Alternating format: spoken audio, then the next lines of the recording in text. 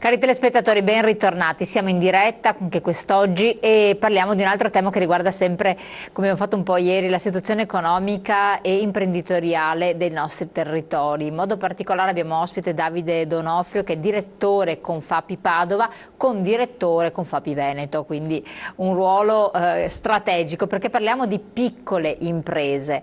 Quindi tantissime persone, tantissimi veneti hanno creato la ricchezza di questa regione proprio in virtù di piccole realtà imprenditoriali strategiche per la nostra economia, che adesso sono state messe in seria difficoltà. Il tema della disoccupazione è un tema che è stato analizzato da Confapi, vedremo in che termini e come. Abbiamo gli ultimi dati che vengono dall'Europa, che a noi non ci fanno certo sorridere, perché in realtà la produttività dà dei segnali e il PIL non danno segnali come devono essere di crescita o di sviluppo, come aveva pronunciato il governo Letta, e quindi staremo un po' a vedere. I consumi crollano ulteriormente, quindi cosa fare? Quali sono le strategie di sopravvivenza che vengono adottate dai piccoli, chiamiamoli così, comunque sempre imprenditori?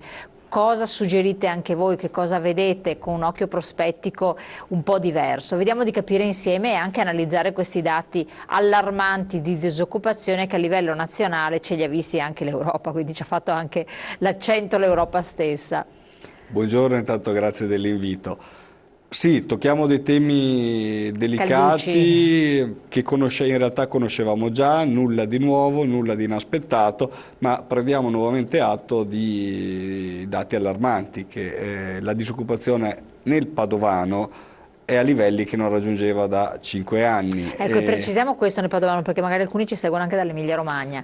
Diciamo che il Veneto si difende bene in uno scenario sicuramente nazionale ben peggiore. Ciò nonostante dobbiamo prendere atto che nonostante Padova si difenda meglio che altri territori, deve registrare un continuo aumento di disoccupazione che si attesta intorno al 6,5%, e dall'altro lato un aumento della disoccupazione giovanile che sfonda quota 20%. Va bene che in Italia siamo messi peggio, va bene che la disoccupazione giovanile media arriva a punte del 40%, però questo non ci deve assolutamente far sperare bene. Il nostro scenario di riferimento è perlomeno europeo, e all'interno di questo scenario ovviamente il Paese dimostra la sua scarsa competitività anche da questi aspetti. Ecco, questa è una situazione molto molto grave, perché dicevo Padova, comunque un polo strategico industriale, è la più grande realtà industriale della regione. Quindi da questo punto abbiamo di vista, una realtà importante. Padova registra oltre 90.000 attività economiche in Camera di Commercio, e su una popolazione che sta tra i 7 e gli 800.000 abitanti, quindi direi che sono indubbiamente numeri importanti che ricordano quel famoso modello veneto di sviluppo di piccole imprese, l'imprenditorialità diffusa, concetti che oggi oggettivamente vanno messi in discussione, sono messi in discussione dai dati. Però prima faceva un riferimento importante, il crollo dei consumi. Da dove si parte? Quando si dice e quindi che si fa? Questa situazione è inutile continuare ad analizzare dati che possono essere girati e rigirati, ma sono lo specchio di una situazione che conosciamo. Ci sono degli argomenti che devono essere al centro dell'agenda di governo, come anche auspicio per il primo giorno di lavoro del nuovo governo. E serve stimolare la domanda, non si può pensare, è importantissimo l'export, noi lo diciamo sempre, ci siamo ridetti anche con voi. Le nostre aziende migliori ovviamente trovano spazio e crescita attraverso la conquista di nuovi mercati, però ricordiamoci che noi dobbiamo guardare a un dato strutturale del territorio, e la domanda interna va stimolata. Non possiamo continuare a prendere atto di un calo dei consumi, perché da questo dipende anche il tenore di vita e il benessere del nostro Paese, e bisogna ripartire da lì. Ecco, ma secondo voi, dalle risposte che sono state date dai vari governi, come parliamo di vari governi che nel frattempo si sono succeduti, non c'è quella comprensione di questo problema, di questa dinamica, del fatto che le piccole imprese non possono delocalizzare tutte, non possono internazionalizzarsi tutte, vivere di estero, ma che occorre dare una spinta anche per avere delle tasse, cioè degli introiti di tassazione, perché questo è un altro aspetto importante? Allora bisogna ricordarsi che il mondo dell'economia è fatto di industria, ma è fatto anche di artigianato e commercio.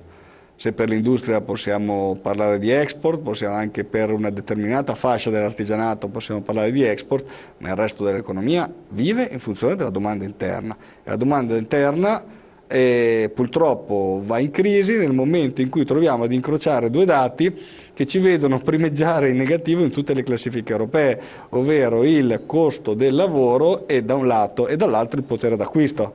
Quindi se io per dare la possibilità a un'azienda di comprare un chilo di pane, devo essere ricoperto, a un dipendente di comprare un chilo di pane, devo essere ricoperto di tasse oltre ogni grazia del cielo, io non andrò mai a rilanciare il consumo interno.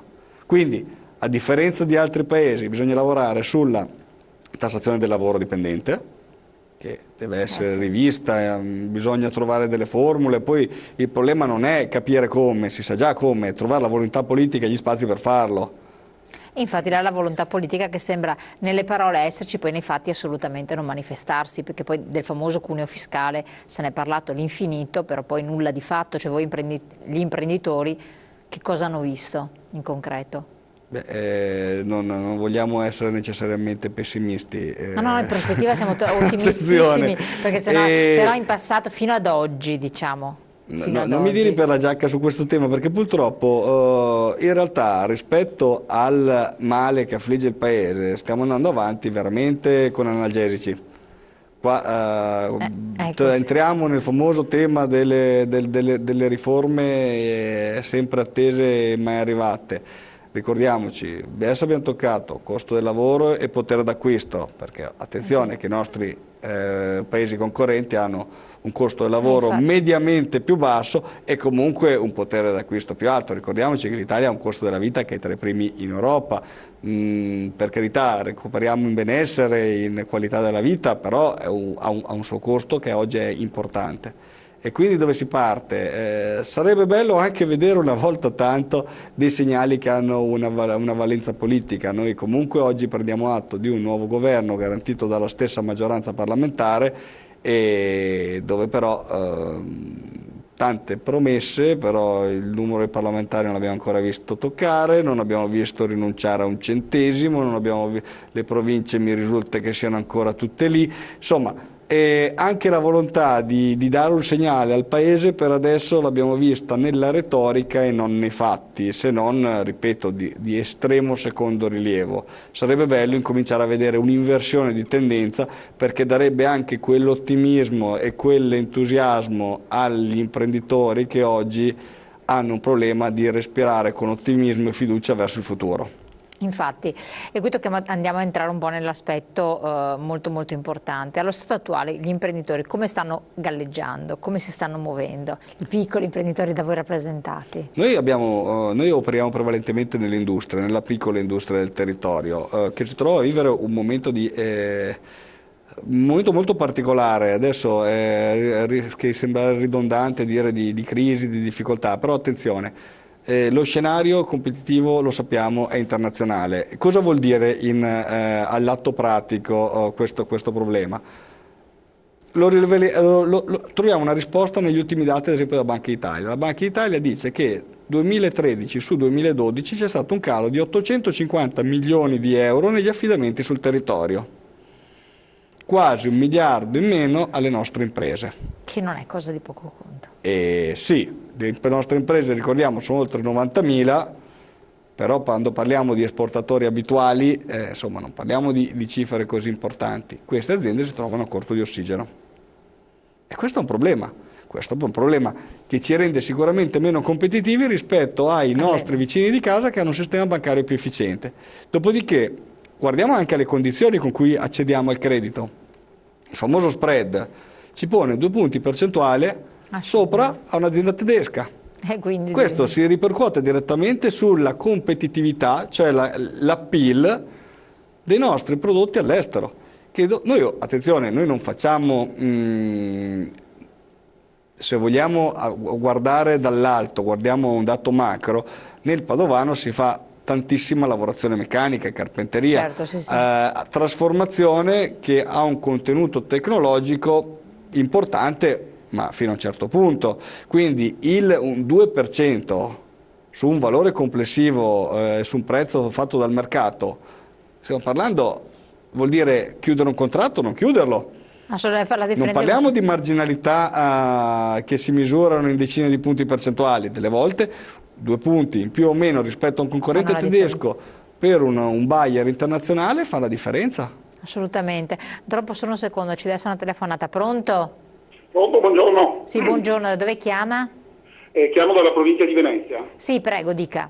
Allora, praticamente stavo discutendo l'altra sera con un consulente aziendale e mi diceva che il picco della disoccupazione sarà nel 2018, perché i paesi dell'est si stanno organizzando con una velocità tale per produrre al posto nostro, dove un operaio costa 1.500 euro perché ha 1.100 di stipendio e 400 fra balzelli, tasse e tutte quelle cose là, no?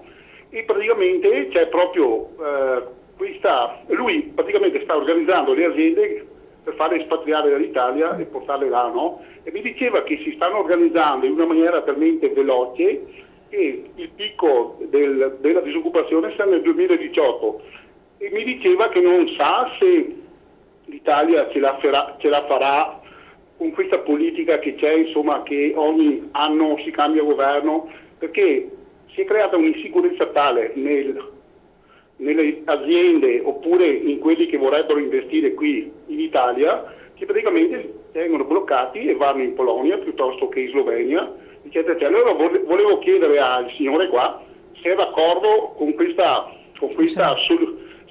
idea di questo signore qua, insomma. Certo. Grazie a lei della telefonata, un'osservazione interessante, tra l'altro lei ha anche una competenza per quel che riguarda alcune realtà estere, no, che state seguendo. Sì, noi veniamo da un'esperienza in materia di sostegno all'export delle PMI importante, abbiamo contribuito a realizzare numerosi progetti di interscambio, tra l'altro anche un progetto molto interessante che è a Vigonza, che è l'associazione per la promozione degli scambi tra Italia e Ucraina, che è un tema molto delicato in questo momento. Ciò detto, il telespettatore poneva un problema sull'organizzazione del lavoro a livello internazionale e lo dico così a costo di sembrare noioso, perché è un tema che va guardato con un ampio respiro, ovvero come organizziamo il lavoro su un mercato che comunque è europeo. Perché Italia, Bulgaria, Romania sono comunque parte di un sistema di libero scambio di persone, merci e capitali. Quindi dobbiamo guardarlo con serenità al tema. Il tema intanto è portare i nostri prodotti a servizio di quelle realtà industriali, perché sono paesi che sono più competitivi rispetto a noi per quello che riguarda la trasformazione pura. Sono più competitivi, certo. Non è da guardarlo con rabbia o con astio, è stato un periodo e lo è stato anche per noi, oggi su determinate operazioni sono più competitivi loro. Bene, allora vorrà dire che noi l'industria locale la dovremo andare a rifornire delle nostre attrezzature, dei nostri macchinari, del nostro know-how, del nostro expertise, come siamo già stati capaci di fare in passato. Quindi dobbiamo vederlo, la crescita industriale di alcuni paesi per noi deve essere un'opportunità. Questo è fondamentale. Dopodiché, come facciamo a coglierla questa opportunità? Organizzando le nostre aziende per essere presenti su quei mercati, presenti con i nostri prodotti prima di tutto, perché ne hanno bisogno di linee, di automazione, hanno bisogno di tecnologia e le nostre aziende devono capire che per fare export in maniera stabile, organica, devono imparare a collaborare, perché il modello della piccola impresa quello che però voi rappresentate. Sì, ma pone dei problemi. Sì. Per essere presenti nel mondo occorrono investimenti. Così come per un'azienda avere un agente costa, certo, mantenere un mercato estero costa. E se io ho un'azienda che fattura 1 milione, 1,5 milioni di euro di fatturato, è evidente che avrò delle difficoltà a essere presenti sul mercato internazionale nella sua globalità. Avrò bisogno di mettermi in filiera, di discutere con un mio concorrente, di discutere con un mio fornitore, con un mio cliente e cercare di capire come mantenere la propria posizione laddove bisogna essere. E attenzione, sembra un discorso già sentito, ma sa quanto è difficile far dialogare gli imprenditori su questi temi? Ecco, ma no, questo posso immaginare, perché nel piccolo rappresentano quello che è il paese è nel grande, per cui il popolo italiano non è così facile, ma il timore è palesato. Secondo me stiamo parlando di diminuzione dei posti di lavoro, che poi è oggetto anche della vostra ricerca, poi torneremo anche ad affrontare questo tema nell'approfondimento dopo la pubblicità. C'è questo timore che il 2018, tra qualche anno, ci sia un ulteriore picco di disoccupazione? Peraltro l'Europa ci ha segnalato che c'è una disoccupazione crescente nel nostro paese. Proprio per questo fenomeno, nel senso che l'Est si sta iperorganizzando per dare tutti i tipi di supporti, eccetera. Alcuni imprenditori, la strategia è quella di dire uso il commercio estero, per cui internazionalizzano, altri proprio delocalizzano, e abbiamo esempi anche. Ma sai, il modello di delocalizzazione pura ha dimostrato i suoi limiti in passato, e oggi quando le aziende si spostano spesso e volentieri lo fanno anche per motivi logistici, perché io apro una unità produttiva che mi serve un determinato mercato, e su questo non ci vedo niente di sbagliato, niente di strano. Perché è un problema o meno che alcuni paesi crescano e si rendano competitivi? No, direi che oppure non è un problema che possiamo risolvere noi, quindi è inutile stare a sventolare lo spettro dell'attenzione al paese dell'est che ci porta via il lavoro. Il vero problema è come facciamo a creare lavoro qui? Esatto, infatti. Questo è il tema. Perché se no, oggi parliamo di Romania, domani ieri parlavamo di Cina, domani parleremo di India e il Brasile che cresce. Attenzione, dobbiamo preoccuparci del nostro paese, portare questo paese a essere nuovamente interessante, attrattivo per i nostri investimenti prima di tutto, esatto. E per gli investimenti stranieri che scappano.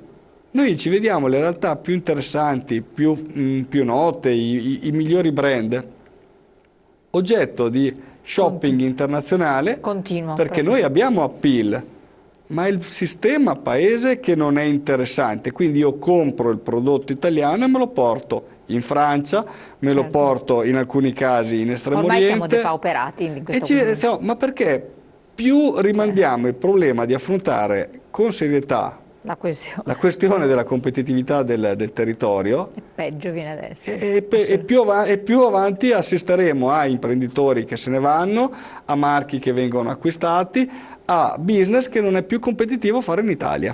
Assolutamente. Ritorniamo su questo tema, vediamo anche quello della disoccupazione a vari livelli subito dopo la pubblicità. Se volete approfittate, ne chiamate o mandate i vostri messaggi.